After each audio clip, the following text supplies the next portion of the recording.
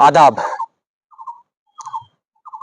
लगातार सरहदी इलाकों में हमारा दौरा चल रहा है। इस वक्त हम पुंछ में हैं और जिस तरह आपको पता है कि इंडिया वर्सेस पाकिस्तान जो वार हाल ही दिनों में हुई, उससे कितना कुछ इफेक्ट राजौरी पुंछ के लोगों के ऊपर पड़ा, ये आप तमाम लोगों को पता है, मालूम है। इसी वार को किस तरह जो है नेशनल मीडिया पर दिखाया गया, ये भी आप तमाम लोगों को मालूम है। मैं इस वक्त उस शहर में हूं जिसको जो है वार का हब कहा जाता है। वार का हब इसलिए कहा जाता है, पाकिस्तान जो है एक पहाड़ी छोड़कर दूसरी तरफ यहां पर है। मेरे साथ रिटायर्ड प्रिंसिपल जो है एमएच शाह साहब मौजूद हैं, जो यहाँ के निवासी हैं, यहाँ के रहने वाले हैं। इन्होंने इस वार को पूरी तरह से देखा, रियलाइज किया और खास करके लोगों के साथ जो है इनका उठना बैठना और वो पूरा जो सिस्टम था उसको इन्होंने अपनी आंखों से कैच किया। सर, सबसे पहले तो आपका बहुत बहुत शुक्रिया, आपने टाइम दिया।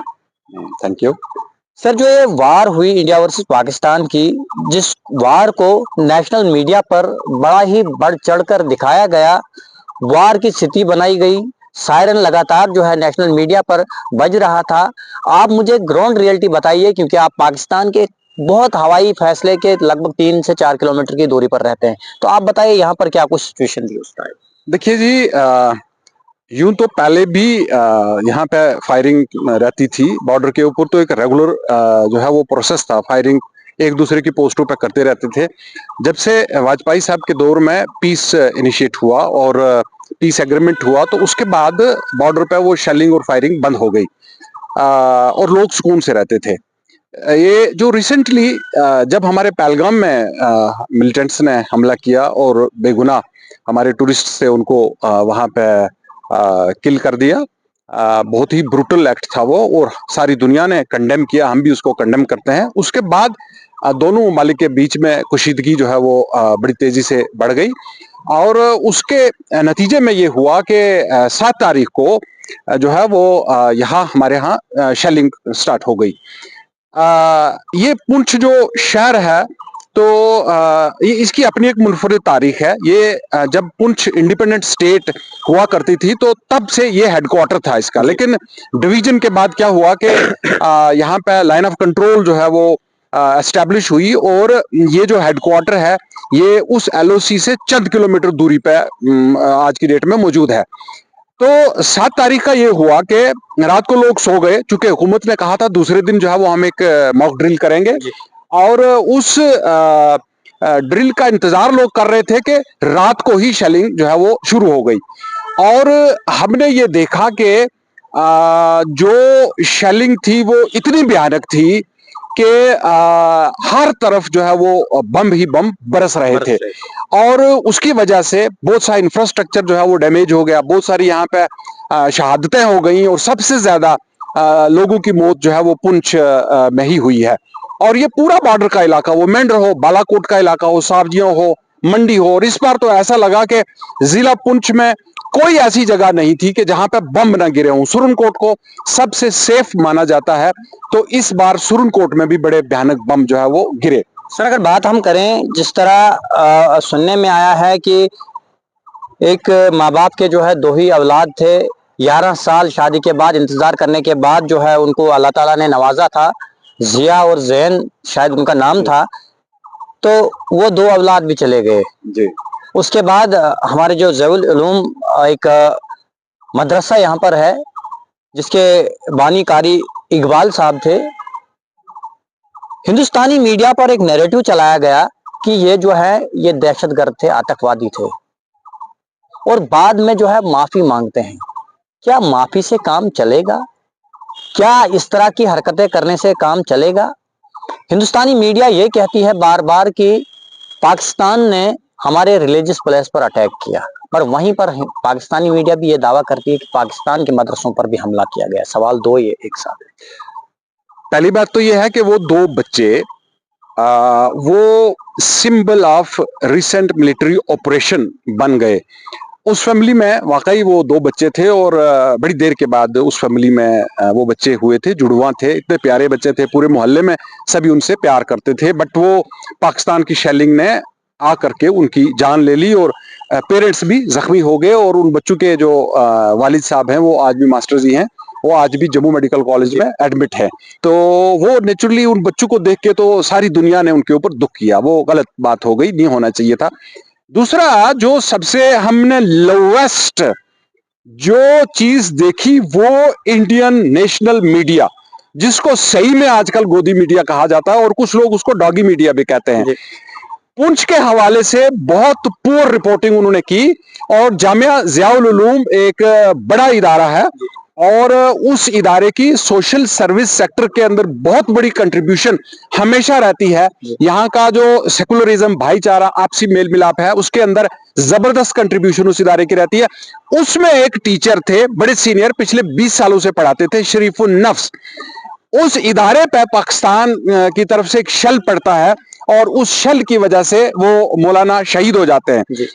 एक मैं यहां पे मेंशन करना चाहता हूं कि पुंछ को आप इस तरह भी अप्रिशिएट करिए कि उनको हॉस्पिटल में पहुंचाने वाले हमारे फॉर्मर एमएलसी प्रदीप शर्मा थे, जिन्होंने हाथ पे उठा करके उनको वहां हॉस्पिटल में ले जाकर के पहुंचाया।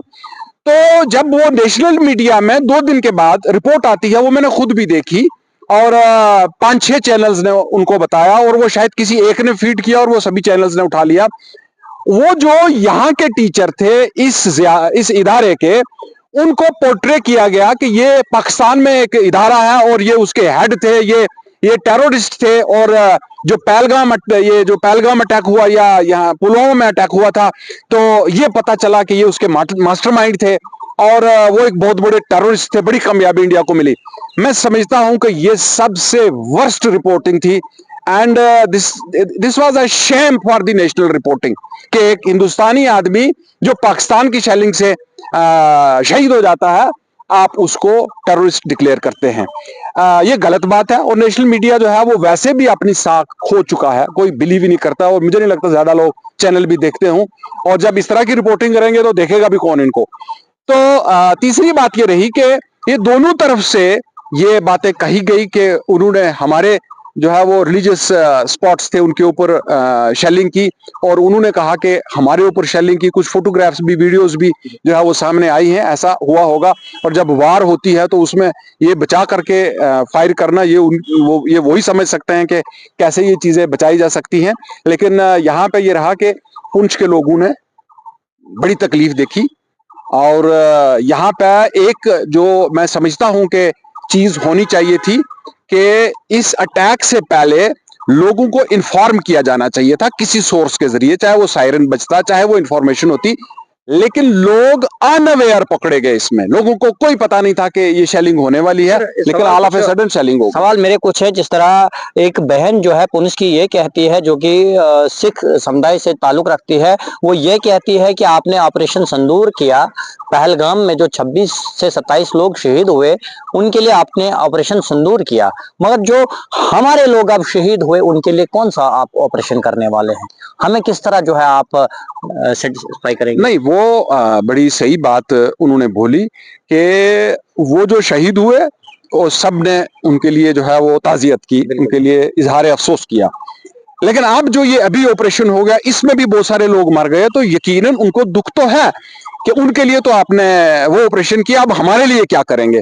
तो ये सवाल उनका जायज है और हुकूमत को यकीनन इस बात पर नजर रखनी चाहिए कि जब एक तरफ हम कोई पॉजिटिव चीज करते हैं तो उसका फॉलोआउट जो है वो, जितने लोग पहलगाम में मारे गए उससे ज्यादा तो ये जो मिलिट्री ऑपरेशन हुए उससे ज्यादा लोग हिंदुस्तान में तो उससे मारे गए और इतना इंफ्रास्ट्रक्चर है उसका भी लॉस हो गया।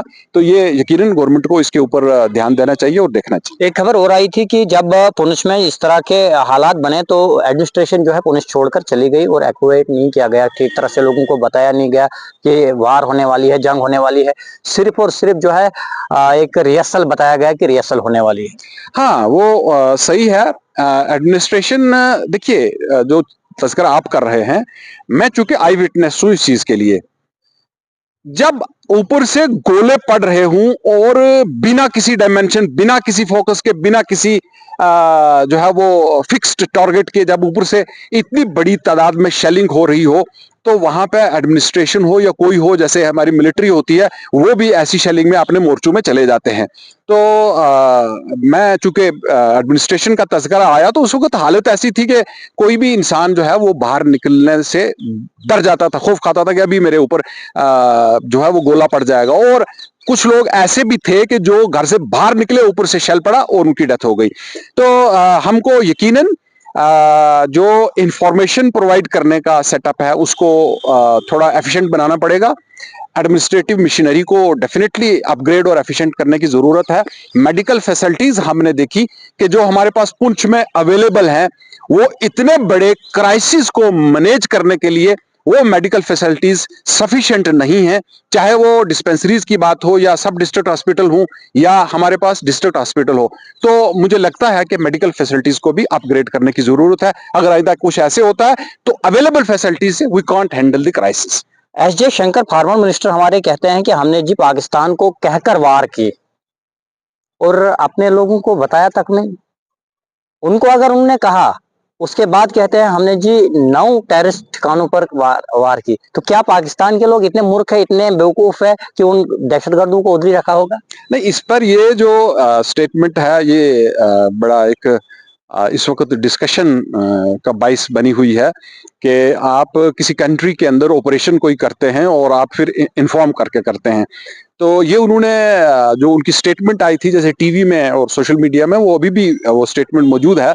इसमें उन्होंने कहा था कि हमने उनको इन्फॉर्म किया। तो इसका फॉल आउट ये रहा कि अब बहुत ज्यादा क्रिटिसिज्म उनके ऊपर हो रहा है कि आपने तो एक्सपोज कर दिया हमारा जो पूरा प्लान था कि हम अटैक करने जा रहे हैं, और अदरवाइज भी वो नहीं करना चाहिए था। मैं ये अपने जाती तौर पर as a citizen, humble citizen, मैं ये कहूंगा कि जब कोई ऑपरेशन करना है वो बताना नहीं चाहिए। एक एप्रिसिएशन मैं जरूर करना चाहूंगा कि जो ऑपरेशन था वो बहुत ही प्रिसाइज था, एक्यूरेट था, और जो उन्होंने टारगेट फिक्स किए थे तो वो वही टारगेट्स हिट हुए, पहला जो हमारा जो अटैक था उसमें। अब ये तो नेचुरली नहीं बताना चाहिए। जब दूसरे कंट्री को आप कहेंगे हम अटैक करने जा रहे हैं, तो वो जाहिर है वो तैयारी कर लेगा और वो हमारे लिए नुकसान वाली बात बन जाती है। अलबत्ता एक चीज मैं मान करके चलता हूं कि हमें फॉरेन पॉलिसी करेक्शंस की जबरदस्त जरूरत है।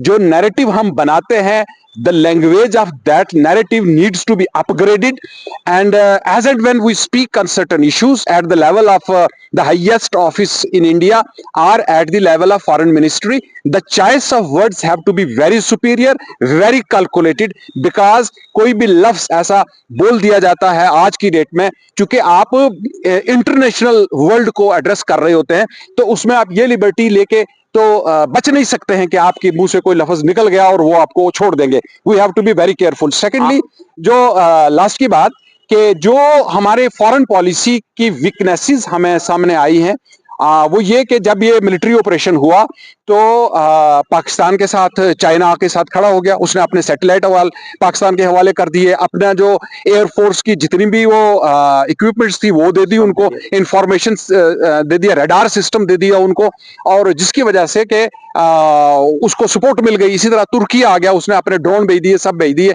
अजरबैजान ने भी कहा कि हम सपोर्ट करेंगे। बांग्लादेश का सिलसिला भी रहा, अमेरिका ने भी लोन दे दिया, उन्हीं दिनों। हाँ, और उन्हीं दिनों लोन दे दिया। तो मैं समझता हूं कि we need to make necessary corrections in our foreign policy, और हमको दोस्त जो ममालिक हैं उनके अंदर जो ताल्लुकात हैं हमको बढ़ाने की जरूरत है। और इस मामले में हमने देखा कि हिंदुस्तान इस ऑपरेशन में अकेला खड़ा होता है। चलिए सर, बहुत बहुत शुक्रिया। मेरे साथ फॉर्मर प्रिंसिपल जो है एमए शाह साहब थे, मौजूद थे। इनके साथ हमारी खुसूसी बातचीत हुई, और उसके साथ साथ में ये ब्यूरो चीफ दिल्ली उड़ान के भी हैं, इनके साथ बातचीत हुई, और क्या कुछ ग्राउंड रियलिटी है ये हमने आप तक पहुंचाने की कोशिश की। उम्मीद रहेगी मुझे कि आप इसी तरह प्यार देते रहेंगे, हमारे वीडियोज को शेयर करते रहेंगे। दीजिए इजाजत, खुदा हाफिज।